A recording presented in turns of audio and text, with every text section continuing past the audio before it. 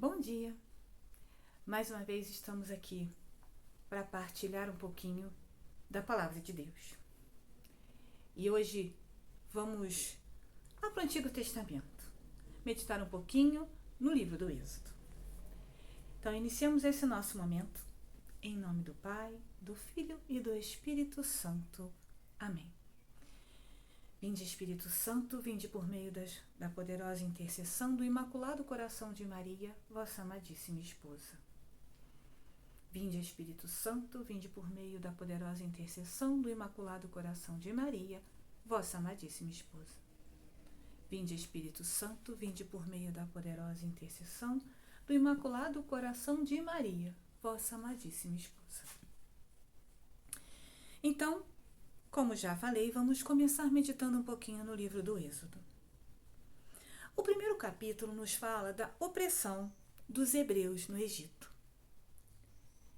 Deus, ele não estava surdo para tudo o que os hebreus estavam passando. Mas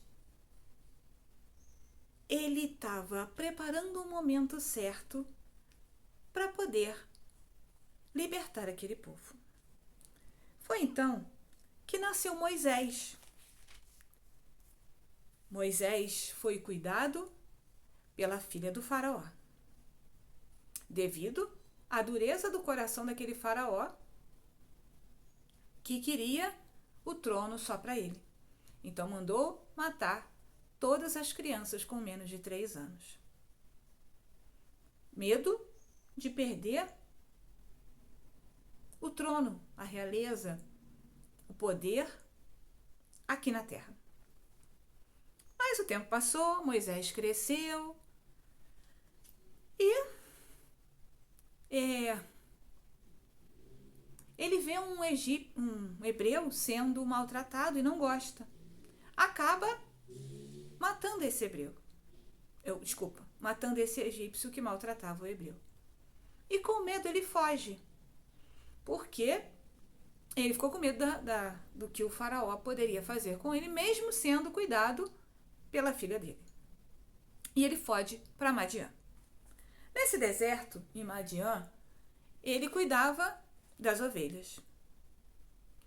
E num desses dias, ele vê uma árvore, uma sarça ardente, onde o fogo queimava, mas não consumia aquela sarça. Ele se aproxima e ali Deus fala com ele. Tira as sandálias dos pés, porque o solo que pisa é santo. E ele o convoca para salvar o povo hebreu do Egito, das garras do faraó egípcio. E promete a ele, no capítulo 3, versículo 12, eu estarei contigo. Eis aqui um sinal de que sou eu que te envio.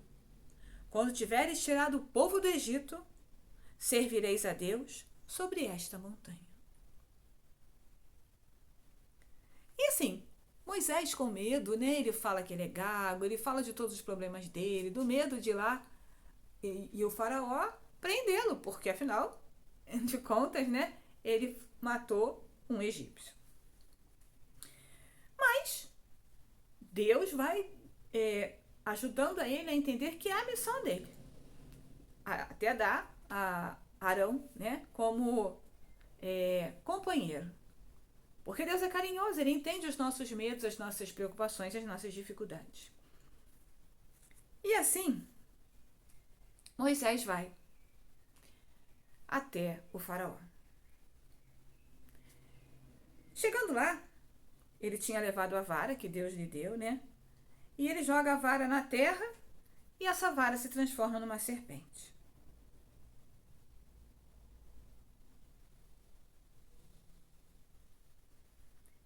Ele estendeu a mão e tomou, e a serpente tornou-se de novo na sua vara.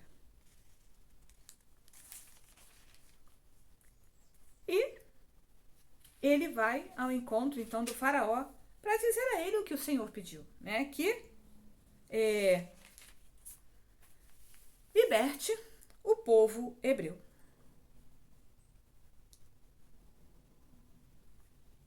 o Senhor disse a ele: volta ao Egito, porque todos aqueles que atentavam contra a tua vida estão mortos.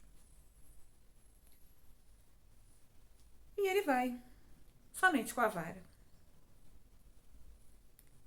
E o Senhor disse a Arão para ir ao encontro de Moisés no deserto, para que juntos eles pudessem então encontrar o faraó.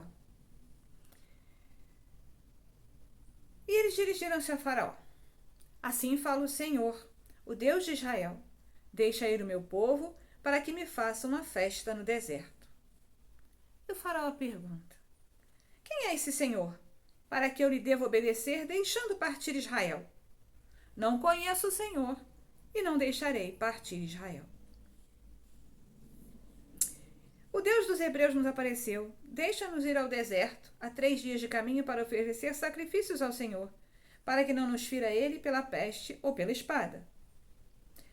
O rei do Egito disse-lhes: Moisés e Arão, por que quereis desviar o povo do seu trabalho? Ide às vossas ocupações.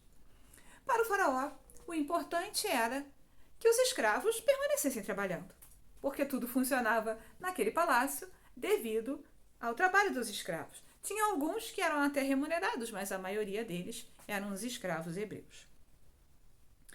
E assim, eles foram, né? Eles voltaram para o deserto e voltaram a conversar com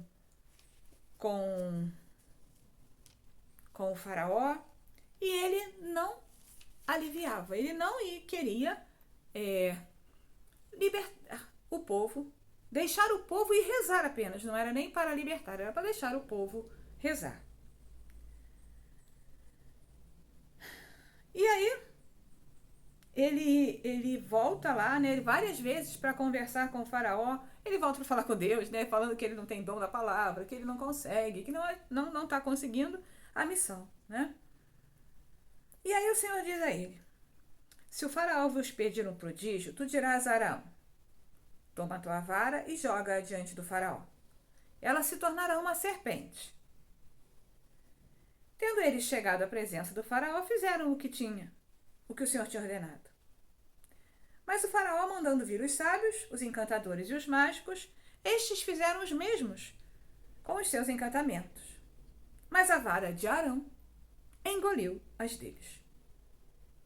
Entretanto, como o Senhor havia anunciado, endureceu-se o coração do faraó, e ele não quis ouvi-los.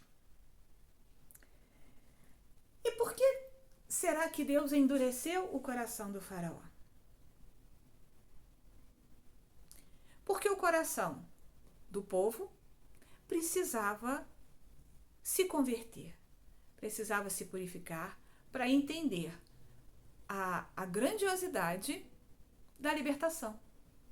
Porque senão seriam libertos e poderiam não valorizar o feito de Deus. E aí começaram as pragas do Egito, né? As 10 pragas. Primeiro as águas, né? Que foram tocadas pela vara de Arão e se tornaram sangue. Aí o faraó implorou a Moisés que falasse com o seu Deus, que retornasse as águas cristalinas, que ele permitiria o povo ir adorá-lo. Deus ouviu, fez o que o faraó estava pedindo, e ele não libertou o povo, não liberou o povo para rezar. Então, a segunda praga foi a das rãs. As casas, o palácio, tudo se encheu de rãs. E mais uma vez, pediram a intercessão de Moisés. Moisés intercedeu, Deus ouviu, e o faraó não liberou o povo. Vieram então as moscas, né, os mosquitos, não as moscas, os mosquitos que infestaram toda aquela cidade, todo o palácio, todos os cantos daquela terra. Vieram as moscas, morreu todo o gado, as úlceras, né? A pele das pessoas ficou doente, os gafanhotos, a saraivada, né? Que era a chuva de pedras, de granizo. E todas as vezes Eles pediam a intercessão de Moisés. Moisés intercedia. E o faraó não cumpria a sua parte. Por fim vieram as trevas. Não tinha mais sol, não tinha mais luz. E mais uma vez, o faraó pediu a misericórdia através de Moisés e de Arão. E mais uma vez, o Deus de amor ouviu. Mas, mais uma vez, o faraó não liberou o povo para ir ao deserto, rezar, descansar, ter um pouco do aconchego do seu Deus. E aí o que aconteceu? A 10ª praga. Mandarei ainda uma outra praga sobre o faraó e sobre o Egito. Em consequência dela, vos deixará partir. Quando vos deixar partir, será definitivamente. Será mesmo expulsando-vos daqui. Dirás ao povo que cada homem peça ao seu vizinho, cada mulher à sua vizinha, objetos de prata e ouro. O Senhor fez que o povo ganhasse o favor dos egípcios. Moisés mesmo era muito considerado no Egito pelos servos do faraó e por todo o povo. Moisés disse: Eis o que diz o Senhor: pela meia-noite passarei através do Egito, e morrerá todo primogênito na terra do Egito. Desde o primogênito do faraó, que deveria sentar-se no seu trono, até o primogênito do escravo que faz gerar Amor, assim como todo o primogênito dos animais. Haverá em toda a terra do Egito um clamor tal como nunca vi, como nunca houve, nem haverá jamais. Quanto aos israelitas, porém, desde os homens até os animais, ninguém, nem mesmo um cão, moverá a sua língua. Sabereis assim como o Senhor fez distinção entre os egípcios e os israelitas. Então todos esses teus servos virão procurar-me e prostrar-se-ão diante de mim, dizendo: vai-te tu e todo o povo que te acompanha, e depois disso partirei. Moisés, grandemente irado, saiu da casa do faraó. E o Senhor disse a Moisés: o faraó não vos ouvirá, a fim de que meus prodígios se multipliquem no Egito. Moisés e Arão tinham operado todos esses prodígios em presença do faraó. Mas o Senhor endureceu o coração do faraó, que não permitiu aos israelitas partirem da sua terra. E nós conhecemos a história. A Páscoa do povo hebreu, onde comeram o cordeiro, marcaram as suas casas com o sangue do cordeiro, e o anjo da morte passou, levando todos os primogênitos. E a dor foi muito grande, e realmente o faraó expulsou aquele povo dali. E mais uma vez o coração dele se endureceu, do faraó, e perseguiu aquele povo no deserto. Tanto é que Moisés precisou abrir o Mar Vermelho para que eles passassem a pé enxuto. Se fizermos uma comparação com o tempo que vivemos, estamos preocupados com tudo que nosso país está passando. Mas será que os nossos corações estão realmente preparados para o bem que Deus quer para todos nós? Será que já realmente nos convertemos? Ou simplesmente usamos a igreja, a religião, como uma muleta? A gente vai até Deus quando a gente precisa. Como fazia o faraó, né? Ia até Moisés para ele interceder. Meus amados, Deus te ama muito.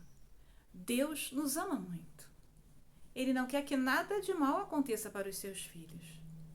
Porém, muitas vezes é necessário que ele permita a dor, a dificuldade, ou até mesmo que o comunismo entre no nosso país, para que nós mudemos no nosso modo de viver. Nossa Senhora tem muito falado disso. Não sei se você já ouviu falar, mas ela apareceu aqui no Ceará, em Simbres, em 1934, se não me engano. Depois procura saber um pouquinho da história e do que ela falou. Que se nós não rezássemos, se nós não nos entregássemos a ela, nas mãos dela, nós passaríamos por pesadas provas. Ela disse que se não realizarmos, né, se não rezarmos, se não fizermos essa proximidade com ela e com o filho dela, o comunismo poderá sim entrar no país.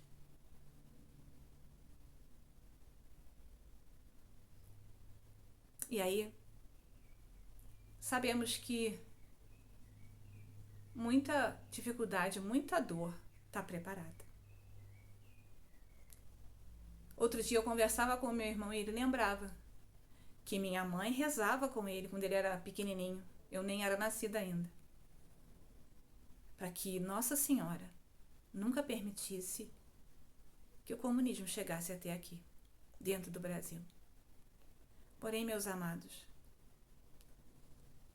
cada dia mais nós nos afastamos de Nossa Senhora, da Mãe de Jesus. E muitas vezes até mesmo de Jesus e de Deus. Achamos que não precisamos, que sozinhos damos conta. Mas te faço um convite. Não desanime. Que a nossa fé seja renovada, seja firmada cada dia mais nos passos de Maria. Ela que disse pra gente: façam tudo o que ele vos disser. E precisamos continuar a rezar, continuar na nossa caminhada de fé, para que possamos ser luz, apontar o caminho para aqueles que ainda estão longe de entender o que ela quer dizer. Ela só quer alertar. Quando ela apareceu em Fátima, estavam no fim da Primeira Guerra, e ela disse que se o coração deles não se convertesse, né, se os nossos corações não se convertessem, haveria a Segunda Guerra. E aconteceu. Portanto, meus amados, que nós possamos dobrar o nosso joelho cada vez mais, cada dia mais, e pedir à nossa Mãe que não permita, que nos ajude a nos converter, nos ajude a mudar na nossa vida, para podermos sermos fiéis, buscarmos a Santa Eucaristia, a missa presencial, os sacramentos, a confissão, para mudar o nosso coração. O nosso coração não vai mudar somente com a nossa vontade, mas é a graça de Deus quem vai tudo transformar e fazer a diferença. O Instituto Hesed está fazendo também o caminho com a total consagração à Nossa Senhora, que é o cuidado dela. Ela quer colocar-nos debaixo do seu manto. Por isso ela nos convida a realizarmos essa consagração. Lá no canal, né, do Instituto Hesed, no YouTube. Vamos lá. Vamos nos armar contra o inimigo. Vamos não ter medo do inimigo, mas temer não conseguirmos ser fortes o bastante para tudo que Deus está querendo realizar em nós e através de nós. Ave Maria, cheia de graça, o Senhor é convosco. Bendita sois vós entre as mulheres, Bendito é o fruto do vosso ventre, Jesus. Santa Maria, Mãe de Deus, rogai por nós, pecadores, agora e na hora de nossa morte. Amém. Em nome do Pai, do Filho e do Espírito Santo. Amém. Vou te fazer mais uma vez esse pedido, né? Se você gostou do vídeo, você deixa o seu like. Se você já é inscrito, muito obrigado. Se você ainda não é, se inscreva e ative o sininho para receber as notificações dos vídeos novos. E passe esse vídeo adiante. Deve ter alguém que você conheça que precise ouvir essas palavras. Essas palavras de Deus para cada um de nós. Deus abençoe.